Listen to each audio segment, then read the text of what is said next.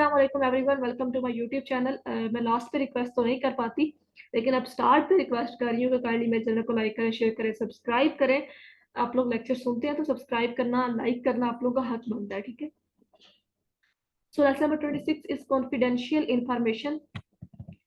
क्या एडवांटेजेस है confidential information के, फायदे क्या हैं, ठीक है। साइको थेरेपिस्ट जो होते हैं उनके पास अपॉर्चुनिटी होती है कि वो पर्सनली जो है वो गेन कर लेते हैं इंफॉर्मेशन क्लाइंट से, क्योंकि उनके साथ तो उन्हें शेयर करनी होती है।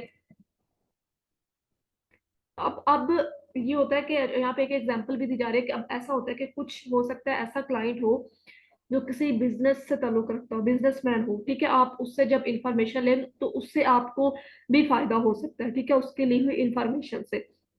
जैसे मैंने यहाँ पे बताया कि एक थेरेपिस्ट था, उसके पास एक क्लाइंट आया, वो स्टॉक एक्सचेंज का काम करता था, और जब उसने उससे इंफॉर्मेशन ली, उसे ना बड़ी वो इंफॉर्मेशन मिल गई जो आपको पब्लिक लेवल पे नहीं मिलती। मतलब उस क्लाइंट के जो एक्सपीरियंस थे स्टॉक एक्सचेंज में, जो उसका पास प्राइवेट इंफॉर्मेशन थी, उसने वो थेरेपिस्ट के साथ जो है वो शेयर की, जिसपे क्या हुआ कि थेरेपिस्ट ने जाके स्टॉक एक्सचेंज में इन्वेस्ट किया और उसे बहुत ज्यादा फायदा हुआ। उसकी उस इंफॉर्मेशन को उसने पर्सनली तौर पर अपने फायदे के लिए इस्तेमाल किया। और जब ये पता चला तो सिक्योरिटीज एंड एक्सचेंज जो कमीशन वाले हैं उन्होंने इनसाइडर ट्रेडिंग का उस पर केस कर दिया। तो इस तरह आप अपने क्लाइंट से कोई अपना जाती फायदा उठाएं उससे ली गई इंफॉर्मेशन का, तो ये भी इलीगल है। कॉन्फिडेंशियल मटेरियल इन टीचिंग, हाँ आप उस जो कॉन्फिडेंशियल मटेरियल होता है उसको आप टीचिंग के तौर पे इस्तेमाल कर सकते हैं, टीचिंग पर्पस के लिए। कि आप मतलब क्लाइंट आपको कोई इस तरह की इन्फॉर्मेशन देता है, मतलब उसके उसकी आपको आपके पास कंप्लीट हिस्ट्री होती है ना ट्रीटमेंट की, तो वो कॉन्फिडेंशियलिटी और प्राइवेसी के लेवल पे आप जाके देखते हैं कि आप उस केस से क्या सीख रहे हैं, ठीक है। मतलब कोई ऐसा केस आता है जो आपने पहले नहीं किया होता, या आपको कुछ ऐसी इन्फॉर्मेशन मिलती है तो आप उससे फायदा उठा सकते हैं, उससे कुछ ना कुछ सीख सकते हैं, और अपने जो साथ के आपके ट्रेनिंग्स हैं उनके साथ शेयर कर सकते हैं। आप बिल्कुल वाजिया उसकी इंफॉर्मेशन है ना शेयर करें, आपको जो उससे नॉलेज मिला वो आप शेयर कर सकते हैं। कॉन्फिडेंशियल मटेरियल इन रिसर्च, अब रिसर्च में कॉन्फिडेंशियल मटेरियल को भी इस्तेमाल किया जा सकता है। उन्होंने कहा कि बहुत सारे ऐसे लेवल होते हैं, सेंसिटिव कॉन्फिडेंशियल रिसर्च डाटा होता है जिससे बड़ा फायदा भी होता है, सोशल बेनिफिट्स भी होते हैं, और कुछ अनएक्सपेक्टेड जो रिसर्च पार्टिसिपेंट्स होते हैं उनके लिए उन्हें ऐसी चीजें मिल जाती हैं जिसमें वो इंटरेस्ट लेते हैं, ठीक है। ऐसी इंफॉर्मेशन मतलब कि ऐसा नॉलेज मिलता है, ठीक है। और जब वो एक लंबे अरसे के लिए जो पार्टिसिपेंट्स हैं वो किसी भी एक चीज पे काम करते हैं तो वो उसमें से नई चीजें जो है वो उन्हें दरियाफ्त होती है, ठीक है।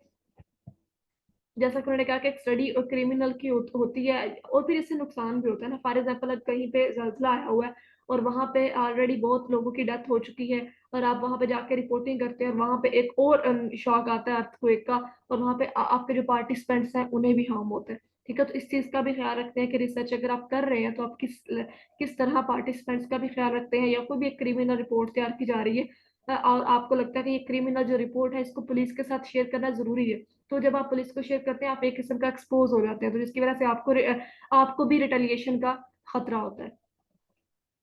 यूज ऑफ कॉन्फिडेंशियल मटेरियल, आप कॉन्फिडेंशियल मटेरियल को किस तरह इस्तेमाल कर सकते हैं कि कुछ गाइडलाइंस होती हैं थेरेपिस्ट जो स्ट्रिक्टली फॉलो करते हैं, ठीक है।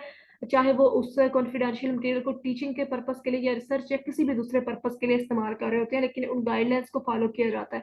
अब क्या गाइडलाइंस फॉलो होती है, जो मैंने आपको पहले भी बताया कि जरूरी नहीं है कि आप अगले बंदे की सारी इन्फॉर्मेशन तो नहीं ना आप टीचिंग पर्पस में या रिसर्च में इस्तेमाल कर सकते, हाँ आप उससे मिला गया नॉलेज कर सकते हैं, ठीक है। उसको भी जाती मफाद के लिए नहीं इस्तेमाल कर सकते, मतलब आप अपनी फील्ड में नॉलेज के लिए इस्तेमाल कर सकते हैं।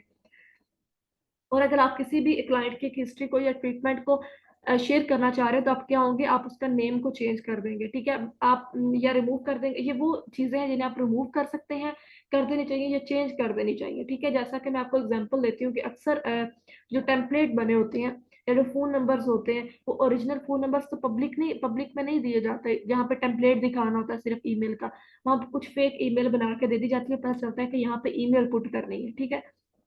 कुछ फेक नंबर डाला होता, पता चलता है यहाँ पे नंबर पुट करना है, तो आप नेम किसी और का कर दें, उसमें आप जो उसका जिप कोड होता है उसके फर्स्ट 3 डिजिट्स को चेंज कर दें। आप डायरेक्टली उनके डेट जो आप बता रहे हैं उसमें ईयर्स ना चेंज करें, डेट चेंज कर दें। उसमें आप क्लाइंट का telephone, social security, medical records इसमें इनमें कुछ चेंजिंग्स कर दें, ताकि पर्सनली जो है वो जो आपकी ऑडियंस है वो जज ना कर लेंगे ये तो फलां बंदे की बात हो रही है। मतलब कुछ फेमस पर्सनालिटीज भी होती हैं जिसका आप नाम का पहला वर्ड ही बता दे तो लोग समझ जाते हैं, ठीक है। अब जो ईमेल एड्रेसेस होते हैं या वेब यूनिवर्सल रिसोर्सेज लोकेटर्स हैं, आईपी एड्रेसेस हैं, उनको चेंज करना पड़ता है। बायोमेट्रिक आइडेंटिफिकर्स, फुल फेस फोटोग्राफिक, आप उस बंदे की पिक्चर्स ही अपने क्लाइंट की नहीं लगा सकते। और and other unique identifying numbers या कैरेक्टरिस्टिक्स या कोड्स हैं जिनसे जो है वो उसकी प्राइवेसी आपको लगता है या कॉन्फिडेंशियलिटी ब्रीच हो सकती है, तो आप उनको चेंज कर देते हैं या रिमूव कर देते हैं। तो यहाँ पे हमारा खत्म होता है लेसन नंबर 26। आई होप कि आप लोगों को समझ आया होगा। मिलते हैं नेक्स्ट लेक्चर में। अपना ख्याल रखिएगा। खुदा हाफिज।